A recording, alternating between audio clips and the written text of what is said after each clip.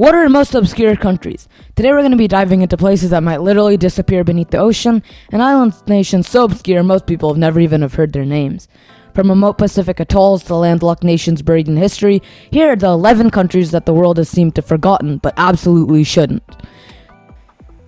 Tuvalu. Tuvalu is a very small Pacific island, which is known for its remoteness and its small size. The country is sometimes considered the world's least visited country. At only 10 square miles and with a small population distributed throughout a couple of villages, the country is composed of a variety of atolls and reef islands. The Funafuti atoll serves as the national capital, and many of the country's inhabitants are subsistence farmers. If you ever end up coming here, you can expect some local culture through dances and music, experience the unique Tuvaluan way of life, and experience clean beaches that aren't overcrowded with tourists, because obviously not too many tourists come to this nation. On a darker note, unfortunately, scientists have observed that Tuvalu is literally disappearing. Its coasts are being consumed by the ocean due to rising sea levels, and estimations predict that the country may be uninhabitable by the year 2100.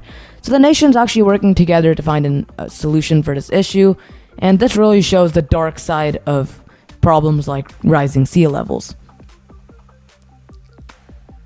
Palau. If you've ever heard of the Battle of Peleliu, then you already know something about Palau, because this bloody World War II battle was fought on the island of Peleliu in the country of Palau.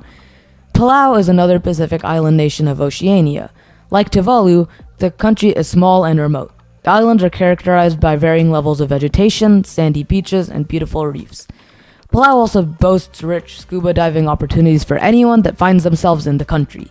The dense foliage and unique nature scene might also appeal to those who love nature. Additionally, remnants of the war in forms of tanks, military aircrafts, museums, and other war artifacts can be found in the country. About the people, indigenous Melanesians and Polynesians have lived on the islands for thousands of years, and as a result, have a large impact on the country's culture. Another oceanic country. Just like Tuvalu and Palau, isolation, a small size, and a lack of media exposure had Vanuatu for most discussions. The island chain is about 1,100 miles from Australia and 500 from Fiji at the nearest points. The geography ranges from rugged mountains and high plateaus to rolling hills, low plateaus beside shores, and extensive reefs. Quite a lot of landforms. The country is a little bit bigger than Qatar, but is of course much less popular, and has a sizable indigenous population, mostly made up of Melanesian peoples. The country also has a surprisingly high linguistic variety, with more than 130 languages spoken on the islands. Apart from the culture, the island offers a unique natural setting with beaches where you don't need to worry about too many tourists. Going back to Africa, Comoros is an island nation, but unlike Cabo Verde, which is on the extreme western part of Africa, Comoros is on the opposite side. The country is composed of 3 main islands and is very close to another island, Mayotte. Owned by France, but in part claimed by Comoros, they together make up the Comoran archipelago. Despite not being 100% recognized as being part of Comoros, Mayotte is symbolized by one of the stripes on the Comoran flag.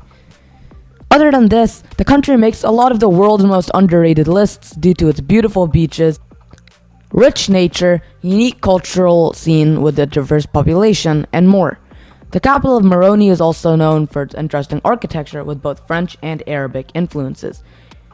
Due to the cool parts of Comoros, tourism has been somewhat present in the country. However, poor infrastructure and recent unrest and developmental issues have limited the growth of the industry. Main work-related activities in Comoros include subsistence farming and forestry, agriculture, and fishing. Most interestingly, the perfume industry is pretty big in Comoros. In fact, if you've ever seen perfume with the ylang ylang flower, then the chances are that it was made in Comoros, because they produce a lot of that flower. Comoros also produces coconut, coffee, cloves, cocoa, etc. More ingredients that you might find in your favorite perfumes. All in all, I feel like this country has quite a good tourist potential and has the potential to be much more recognized, because despite its somewhat small size, the country has so many cool things that definitely deserve more recognition.